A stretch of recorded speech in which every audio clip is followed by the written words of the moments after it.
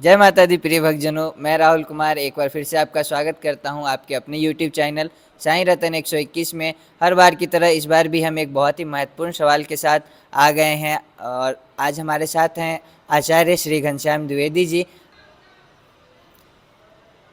आज की चर्चा का विषय है चैत्र नवरात्रि। सबसे पहले हम श्री घनश्याम द्विवेदी जी से जानेंगे चैत्र नवरात्रि का महत्व। जय माता दी। जय माता दी, माता दी। सभी भक्तों को जय माता दी। बड़ा अच्छा क्वेश्चन राहुल जी ने आपने किया। सर्वप्रथम सभी भक्तों को हिंदू नव वर्ष, चैत्र नवरात्रि एवं रामनवमी की अग्रिम ढेर सारी शुभकामनाएं। बहुत अच्छा क्वेश्चन राहुल जी ने आपने किया कि चैत्र नवरात्रि का महात्म। ये चैत्र नवरात्रि बहुत ही महत्वपूर्ण होता है। अपने भारत में सनातनियों में 4 प्रकार की नवरात्रियाँ होती हैं, जिसमें 2 गुप्त नवरात्रि होती हैं, 2 सब लोग जानते हैं।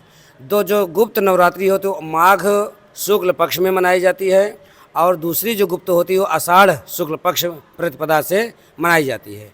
ये तो गुप्त नवरात्रि है। इसमें गुप्त नवरात्रि में तांत्रिक लोग ज़्यादा साधना अपनी करते हैं, इसमें तंत्र की ज़्यादा आराधना किया जाता है। और 2 नवरात्रि जो चैत्र वाली होती है, इसमें मर्यादा पुरुषोत्तम श्री राम जी का जन्म हुआ था, इसलिए हम लोग ये नवरात्रि मनाते हैं।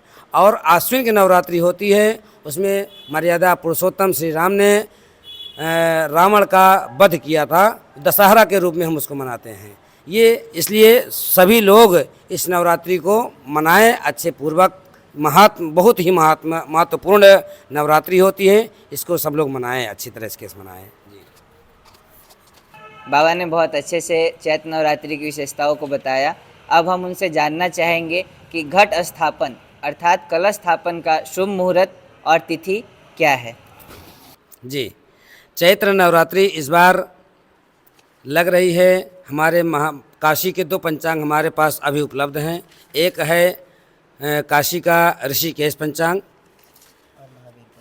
काशी का ऋषिकेश पंचांग है, और हमारे पास दूसरा पंचांग है महावीर पंचांग।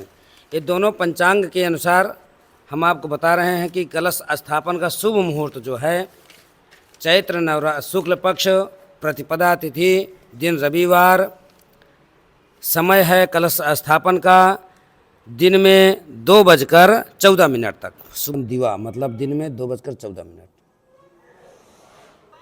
चैत्र नवरात्रि दिन चैत्र शुक्ल पक्ष प्रतिपदा तिथि, दिन रविवार, रेवती नक्षत्र, और कलश स्थापन का शुभ मुहूर्त है प्रातः सुबह से सूर्योदय से लेकर दोपहर 2:14 तक। यदि 2:14 तक आप कर ले रहे हैं तो ठीक है, उसके बाद कलश स्थापन का मुहूर्त नहीं है। और अगर उस बीच में भी तैयारी नहीं हो रही है तो एक प्रतिदिन एक अभिजीत मुहूर्त आता है। 24 घंटे में एक बार अभिजीत मुहूर्त आता है, जिस समय किसी प्रकार का कोई मुहूर्त नहीं देखना है। अगर उस अभिजीत मुहूर्त में कोई भी शुभ कार्य कर दिया जाए तो बहुत ही फलदायी होता है। तो वो अभिजीत मुहूर्त लगेगा 12:01 से लेकर 12:50 तक। ये शुभ मुहूर्त बहुत ही अच्छा अभिजीत मुहूर्त रहेगा। इस समय भी आप अब कलश स्थापन का कर सकते हैं, और नहीं तो 2 बजे तक तो आप कर ही सकते हैं। और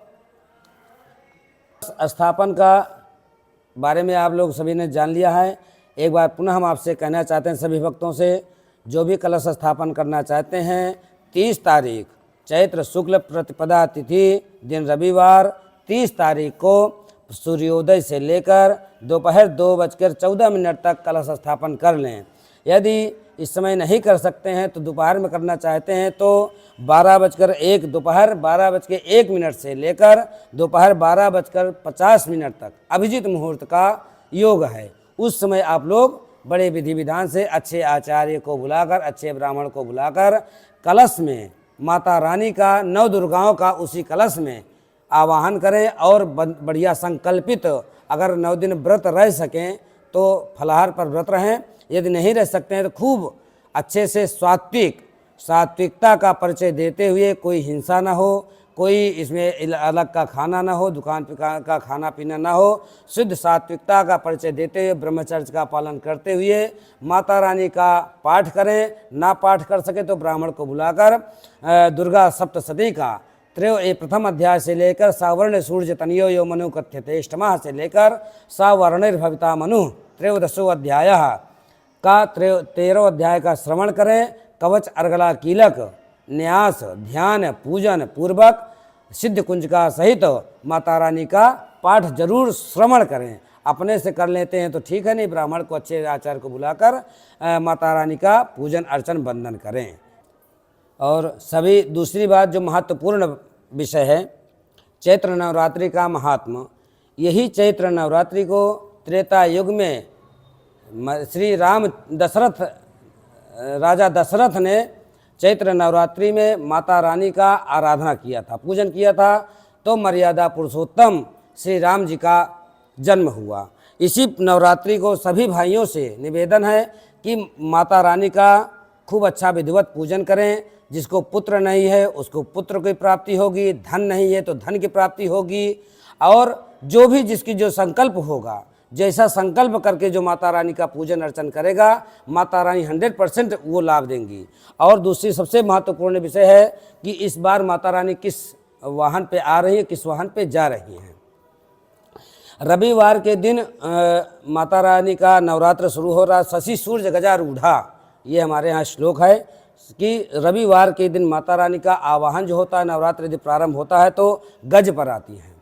गज पर आने का मतलब है कि हमारे देश में हमारे राजाओं महाराजाओं पे, हमारे नेताओं के लिए, हमारे किसानों के लिए, हमारे ब्राह्मणों के लिए, सभी लोगों के लिए ये नवरात्र बहुत ही फलदायी है। गज पे आने का बहुत बढ़िया फल होता है। और सबसे दूसरी महत्वपूर्ण नवमी तिथि रविवार के दिन है। उसी दिन रविवार के दिन गज पे माता जी का गमन भी हो रहा है। आवाहन और गमन माता रानी का दोनों बहुत महत्वपूर्ण है। इस बार नवरात्रि पूरे देश के लिए बहुत ही अच्छा है। और सभी भक्तों से विशेष निवेदन है, राम नवमी वाले दिन नवरात्रि का पूर्णाहुति करें, हवन करें, पूजन करें। और सभी सनातनियों से करबद्ध निवेदन है, उस दिन अपने घर में हनुमत ध्वज का जरूर एक बार हनुमान ध्वज जरूर लगाएं। सभी लोग जितने सनातनी हमारे इस वीडियो को देख रहे हैं, सभी से हाथ जोड़कर निवेदन है कि माता रानी का हवन पूजन करने के बाद अपन जिसके हवन ना भी हो, किसी ब्राह्मण को बुलाकर हनुमत ध्वज राम मर्यादा पुरुषोत्तम श्री राम जी का जन्मोत्सव मनाएं। और अपने घर में, अपने दरवाजे पर, अपने आंगन में हनुमत ध्वज का एक जरूर ध्वजारोहण करें, जिससे कि हमारे सनातनियों का अलग एक पहचान होती है और अच्छा ही होता, सुखदायी फल देता है। जय माता दी, जय माता दी। आज के वीडियो में इतना ही। हम पंडित घनश्याम द्विवेदी, श्री श्री दुर्गा मंदिर पूजा के प्रधान पुजारी घनश्याम द्विवेदी, वाराणसी काशी से हैं। जी जय माता दी, हर हर महादेव। इसी प्रकार के महत्वपूर्ण जानकारी को प्राप्त करने के लिए आप जुड़े रहें हमारे चैनल साईं रतन 121 से। जिन किसी को भी इस वीडियो की आवश्यकता है उनके पास शेयर करें, लाइक करें, सब्सक्राइब करें और अपने प्रश्नों को कमेंट बॉक्स में लिख के हमें सेवा का मौका प्रदान करें। जय माता दी।